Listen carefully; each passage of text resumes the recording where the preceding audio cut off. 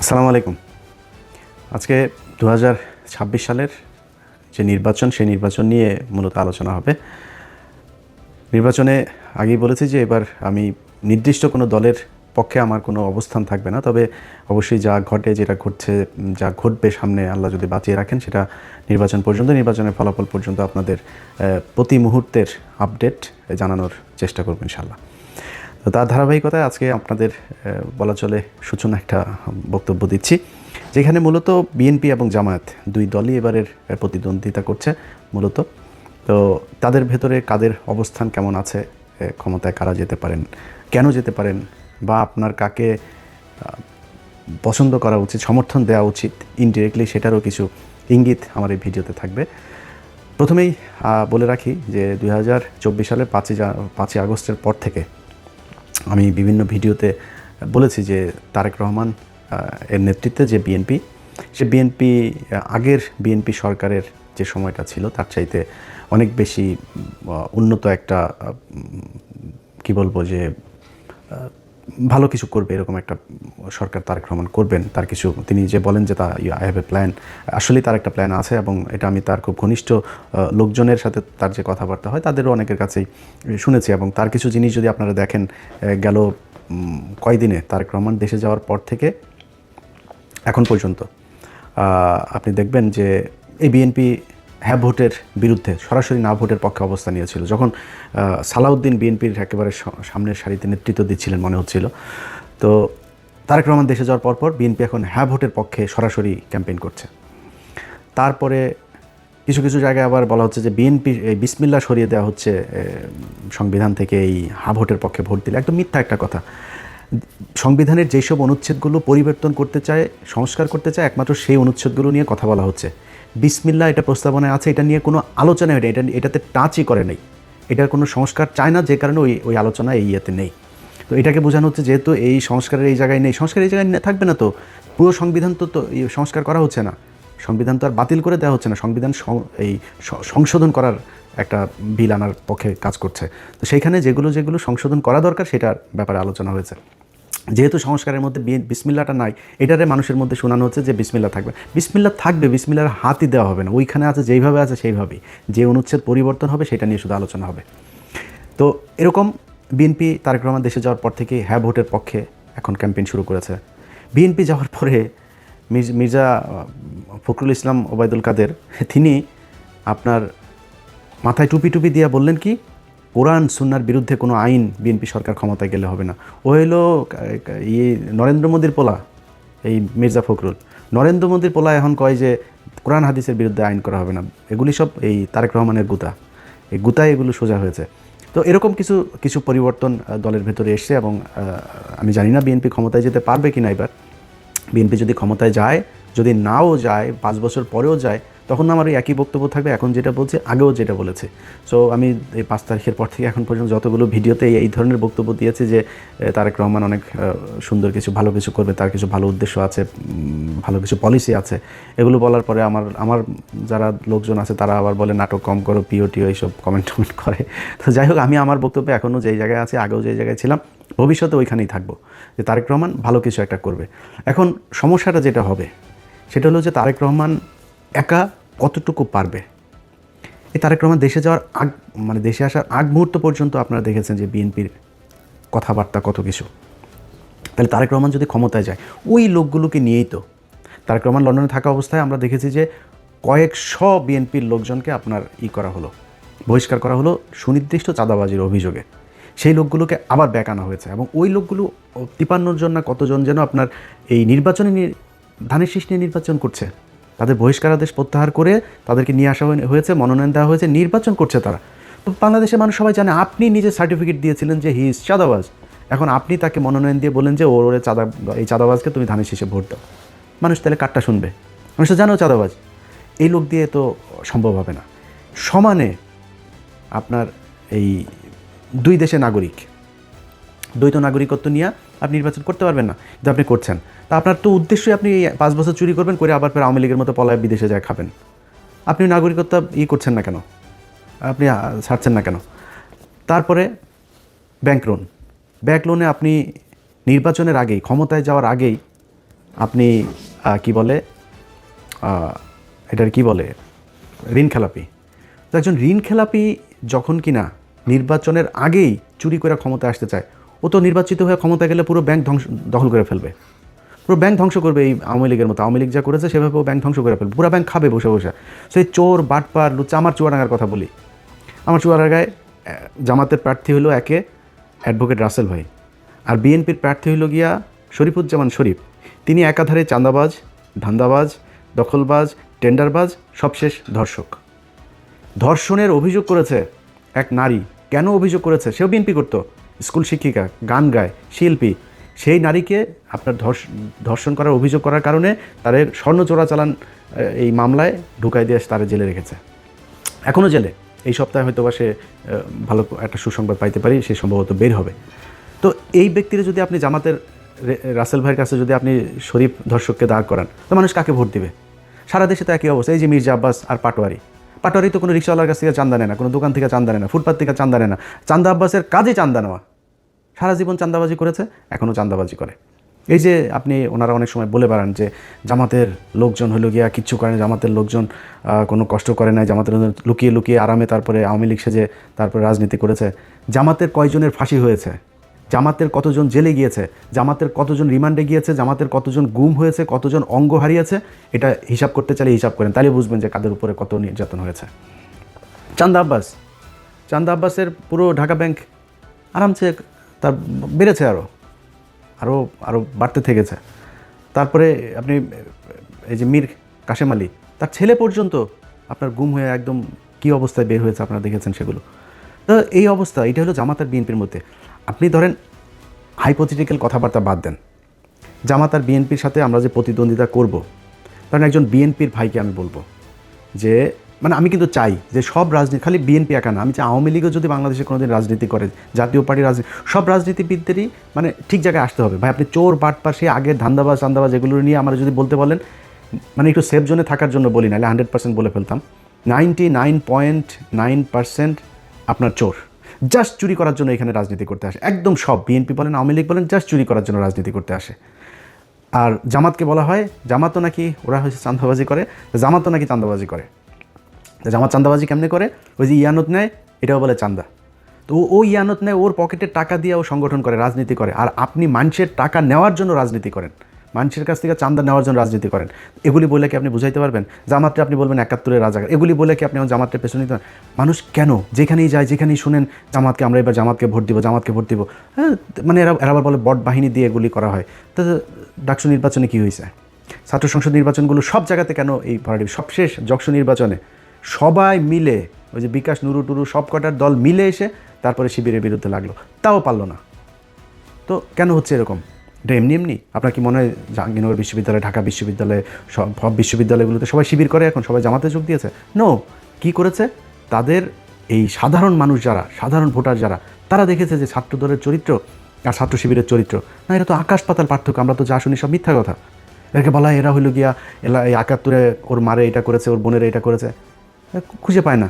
সারা বাংলাদেশে যে মেজর আখতারুজ্জামান, তিনি এদিন একটা কথা বলেছেন যে ভাই 71-এ জামাতে ইসলামের সংগঠনে সব মিলায় লোক ছিল না 300 জন, তারা 64 জেলায় একদম সংগঠন করে, এই যে রাজাকার বলা হয়, রাজাকার জিনিসটাই তো মানে বিকৃতভাবে উপস্থাপন করা হয়েছে।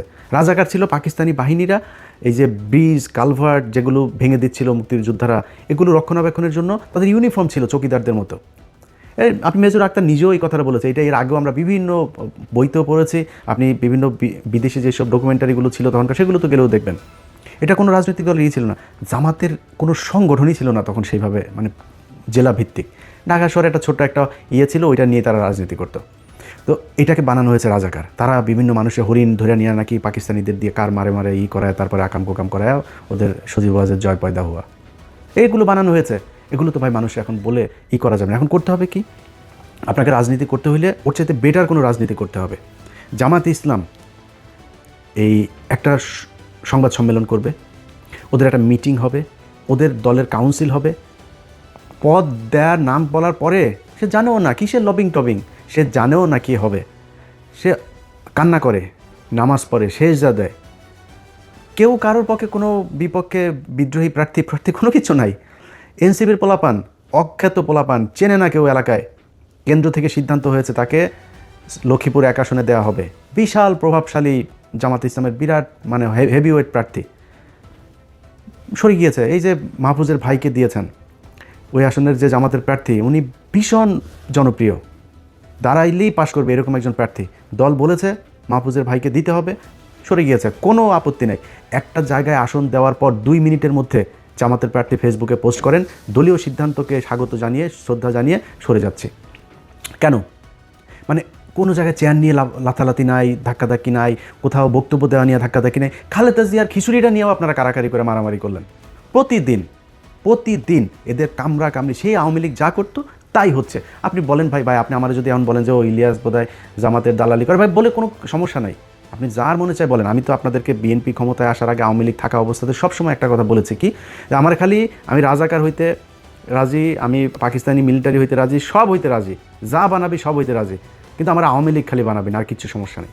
তো আমাকে আপনি যা মনে চায় বলেন, আপনি নিজেকে কোশ্চেন করেন। একটা সংগঠনের এত নিয়ম শৃঙ্খলা, এত ডিসিপ্লিনের মধ্য দিয়ে যেই সংগঠন আসবে, কোনো চাঁদাবাজির নাই, অভিযোগ নাই, ধর্ষণের অভিযোগ নাই, টেন্ডারবাজির অভিযোগ নাই, এরকম একটা দলের পাশে দাঁড়িয়ে আপনি চান্দা আব্বাসকে দিয়ে কীভাবে দল চালাবেন? সো বেটার একটা পলিসি নিশ্চয়ই আপনাকে করতে হবে। কেমনে করবেন, কীভাবে করবেন সেটা আপনারা জানেন। কিন্তু আমি মনে করি যে যদি নাকি আপনি মনে করেন বিএনপি ক্ষমতায় যদি আসেও তারপরেও বিএনপিকে ক্ষমতায় টিকে থাকতে হলে, পরবর্তী নির্বাচনে আবার ক্ষমতায় আসতে হলে, এখন অনেক চামচা অনেক তেলবাজেরা বিএনপিরই হয়েছে, যারা গত 6 বছরে যারা তারেক রহমানকে চেনেই না, তারেক রহমান লন্ডনের কি এরকমও বসে বসে টকশো করেছে, সেই সব লোকজনও এখন নিজেদেরকে স্বঘোষিত বিএনপির দালাল হিসেবে পরিচিত করার সুযোগ। এত ইজ্জত বেচতে পারবো না ভাই, এত নিচে নামতে পারবো না। আল্লাহর রহমতে আল্লাহ না খাওয়ায় রাখেন না, আল্লাহ গরিবও বানায় নাই। আল্লাহর রহমতে যতটুকু খাওয়ার দরকার হয়, আল্লাহ যতটুকু পড়ার দরকার হয়, যতটুকু নিজের চাহিদা আছে, আল্লাহর রহমতে করার মতো শক্তি আল্লাহ দিয়েছেন। আল্লাহ যেন এই জায়গায় রাখে, কারোর কাছে যেন চান্দাবাজি ধান্দাবাজি হাত না পাতায়, তাইলেই হবে, আর কোনো কিছু দরকার নেই। কিন্তু যে পরিমাণে ন্যাকেট হইয়া মানুষের গালাগালি শুনা তারপরে দলের দালালি করে, নিকৃষ্টতম একটা কাজ। তারা যে গরিব মানুষ তা না, কিন্তু তারপরে মানুষ যা বলে বলুক, আমার একটু সুবিধা পাইতেই হবে, জোর করে তারেক রহমানের প্রশংসা করে তারপরে তার বিএনপির দালাল সাজতে হবে।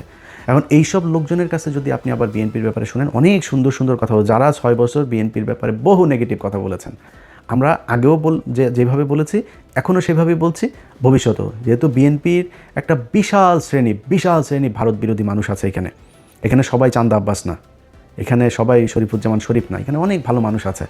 সো বিএনপির সবচেয়ে বড় কথা হলো জিয়া পরিবার, তারা ভারত বিরোধী, এটা পরীক্ষিত, ইতিহাস এটার সার্টিফিকেট দিয়েছে। আমি তার বিরুদ্ধে কেন যাব? আমার তার বিরুদ্ধে বলতে হবে কিসের জন্য? এটার যদি নাকি গঠনমূলক সমালোচনা করে তাদের যা ঠিক করা দরকার সেটা ঠিক করতে হবে। এটা যদি ঠিক না করেন তাহলে ভবিষ্যৎ অন্ধকার। আপনি যত কথাই বলেন, এখন এই যে অনেক ডিসি, এসপি, সচিব, অনেক পুলিশের ওসি অনেকে কিন্তু বিএনপি সাজার চেষ্টা করতেছেন। কিন্তু আপনাদেরকে একটা জিনিস বলে রাখি, সামনের হিসাব নিকাশ কিন্তু সব কথা সোশ্যাল মিডিয়াতে বলা যাবে না, কিন্তু সামনের হিসাব নিকাশ কিন্তু অত ইজি না। শুধু একটু ক্লু দেওয়া যায় আপনাদেরকে। এই যে এনসিপি জামাত ইসলামে যোগ দিল না, এটা খুব সহজভাবে নিয়েন না। এই যে সরকার এখন হ্যাঁ ভোটের পক্ষে ক্যাম্পেইন করছে, খুব সহজভাবে নিয়েন না। এই যে রিসেন্টলি দেখবেন সেনাবাহিনী আপনার সন্ত্রাসী ধরপাকড় শুরু করেছে না, যাদেরকে দিয়ে মারামারি করবেন, শয়তানি করবেন, মানুষের ভয়ভীতি দেখায় ভোট নেবেন, নির্বাচন আসতে আসতে কিন্তু এই ধরনের লোকজন পুরো শূন্য হয়ে যাবে। যেসব ডিসি, এসপি, ওসিরা বাড়তি দালালি করে তারপরে মনে করছেন কোনো একটা দল ক্ষমতায় আসবে, মনে করেন হাইপোথেটিক্যালি ক্ষমতায় আসলো, এই যে আমি কোনো দলের নাম বলছি না, যে কোনো একটা দল আসলো, আর সেই দলের দালালি আপনি করছেন, মনে করেন সেই দলটা 5 বছর পরে যাবে না ক্ষমতা থেকে? আপনাদের যাদেরকে মাপ করে দেওয়া হয়েছিল 5 তারিখে, তাদেরকে কিন্তু মাপ করবে না এর পরের বার। সো খুব হিসাব করে আপনি আপনার দায়িত্ব পালন করবেন, বাড়তি সুযোগ সুবিধা দেওয়ার চেষ্টা করেন না। কারণ জামাত ইসলাম যেই পলিসি নিয়ে তারা আগাচ্ছে, সেটা হলো প্রতিটা কেন্দ্র তারা কাউন্ট করবে। এবারের আগে থেকে বলে রাখি, এবারের নির্বাচনের ফলাফল ঘোষণা হইতে পারে 3 দিন লাগতে পারে, কমপক্ষে 3 দিনও লাগতে পারে এবারের নির্বাচনের ফলাফল। কেন লাগতে পারে? কারণ কিছু জায়গায় এরকম 2 নম্বরই করতে পারে। হঠাৎ করে ডিসি অফিস থেকে একটা হয়ে যেতে পারে, ঘোষণা হয়ে যেতে পারে, অমুক 3.5 লাখ ভোট পেয়েছেন অমুক চান্দা আব্বাস। এখন চান্দা আব্বাস যে 3.5 লাখ ভোট পেয়েছে, কারণ পাটোয়ারির ভোটগুলি তো জামাতের লোকজন তো প্রতিটা কেন্দ্রের ভোট তারা কাউন্ট করেছে, কেন্দ্র থেকে ফলাফল নিয়েছে, ঘোষণা দিয়েছে ওখানে যিনি আছেন প্রিজাইডিং অফিসার। তো তিনি যে বললেন এই কেন্দ্রে ভোট হয়েছে হলো ধরেন সারা ওই ঢাকা 8 আসনে মনে করেন ভোটার হলো 2 লাখ। এখন কেন্দ্র প্রতি কেন্দ্র হিসাব করে দেখা গেল পাটোয়ারি ভোট পেয়েছে 1.5 লাখ, চান্দা আব্বাস পেয়েছে 50,000। কিন্তু তার আগে ওইদিকে রিটার্নিং অফিসারের অফিস ঘোষণা দিয়ে দিয়েছে ঢাকা আসনের বেসরকারিভাবে বিজয়ী হয়েছেন চান্দা আব্বাস। এখন প্রতি কেন্দ্রের ভোটে ক্যালকুলেটর করে দেখা গেল যে ভোট বেশি পেয়েছে তখন কই যাবেন? সো এরকম 2-1 জায়গায় ঘটতে পারে, আর বেশিরভাগ জায়গাতেই এরকম করা যাবে না। খুব সুষ্ঠু একটা ভোট হবে, এটা মাথায় রেখে তারপরে নির্বাচনে কাজ করতে হবে। যাদের এই যে ঋণ খেলাপি টেলাপি যারা করে এখন নির্বাচন, এই যে হাসনাতের এইখানে ব্যাংকের কর্মকর্তাকে জোর করে আদালতে নিয়ে এখন বলানো হচ্ছে যে তার সাথে আমাদের মীমাংসা হয়ে গিয়েছে। যে ব্যক্তি এটা করছে সে ক্ষমতায় গিয়ে পুরো ব্যাংক খেয়ে ফেলবে। আমি তারা কেন বলতে, এই লোকটার গতকালকে একটা ভিডিও দেখলাম, সাংবাদিক ছবি তুলছে, প্রচণ্ড খারাপ ব্যবহার করে সেই লোকটার সাথে করছে। এ নাকি মানে উদয় মানুষজনের ধরে চর থাপ্পড় মারে, রিক্সাওয়ালাদেরকে গাড়ি থেকে বের হয়ে যায়, রিক্সাওয়ালা ধরে থাপড়ে, মানে খুবই মানে বেয়াদব টাইপের লোক। তো এই ধরনের একটা লোক আপনার এলাকার এমপি হবে, এটা মানুষ মানবে যখন আপনার হাতে অপশন আছে। আগের হিসাব বাদ, আওয়ামী লীগের সোর্স ছিল, আপনি একটা বদমাশ ছিলেন, এটা অন্য জিনিস। এখন তো নিজেদের পকেটের টাকা খরচ করে ডিসিপ্লিন একটা দল আপনার অপোজিশনে। সো সেই সাধারণ মানুষগুলো যারা সুইং ভোটার, সেই সুইং ভোটারগুলোর সিদ্ধান্ত কোন দিকে যাবে। সারা জীবন কিন্তু এই সুইং ভোটারদের ভোটের মাধ্যমে এই দেশের রাজা নির্বাচিত হয়েছে, পরাজিত হয়েছে। সো এবারও সেটাই হবে আমি আশা করি। এবং সেই সুইং ভোটাররা কোন দিকে ভোট দিবে সেটা আমার মনে হয় বিশ্ববিদ্যালয়ের ছাত্র সংসদ নির্বাচনগুলোতে কিছুটা দেখিয়ে দিয়েছে। আমরা বিএনপি এবং জামাত, তাদের মধ্যে সেই আওয়ামী লীগ বিএনপির মতো অবস্থা, আওয়ামী লীগ জামাতের মতো অবস্থা কখনো ফিরে আসুক আমরা চাই না। একটা দল নির্বাচনে জিতে আসবে, যারা এক্সট্রিম কথাবার্তা বলে তারপরে এই 2 দলের ভেতরে গ্যাঞ্জাম বাজাইতে চান, আপনার সোশ্যাল মিডিয়াতে কমেন্ট করে ভুয়া ফেক আইডি খুলে তারপরে 2 দলের ভেতরে ডিজেএফআইয়ের কিছু আছে, আওয়ামী লীগের কিছু আছে, ইন্ডিয়ান কিছু আছে, এরা এগুলো করতে চায়। আমি সেই রাস্তায় কখনোই হাঁটবো না। বিএনপি এবং জামাত, এদেশে 2টা রাজনৈতিক দল থাকতে হবে। সো 2টা রাজনৈতিক দল যেহেতু থাকতে হবে, আমি মনে করি বিএনপি এবং জামাত এই 2টা আমার বেস্ট চয়েস। সো তাদের ভেতরে প্রতিযোগিতা থাকবে, প্রতিদ্বন্দ্বিতা থাকবে, কখনোই সে আগের মতো প্রতিহিংসা হবে না, আগের মতো মানুষ গুম হবে না। নির্বাচনে জেতার জন্য কাউকে আপনার ফাঁসি দিয়ে মারা হবে না, নির্বাচন করতে পারবে না এই জন্য কাউকে জেলে নিয়ে রাখা হবে না, জেলে নিয়ে স্লো পয়জন করা হবে না। সো এটা কোনো দিন যেন ফিরে না আসে বাংলাদেশে। হ্যাঁ, মারামারি হবে, 2-4 জন মারাও যাবে, এরকম ঘটনা ঘটবে বাংলাদেশের মতো। এরকম মানে এখনও অর্ধসভ্য দেশগুলোতে তো এগুলো হবে, তৃতীয় বিশ্বে এটা খুব স্বাভাবিক বিষয় যে যেই সব দেশে এখনও রাজনীতিতে অনেক ব্যক্তি স্বার্থ থাকে, আর্থিক অনেক সুবিধা লাভের ব্যাপার থাকে, সেখানে হইতে পারে, কিন্তু সেই পরিস্থিতি যেন আর কখনো না হয় সেই আশা করি।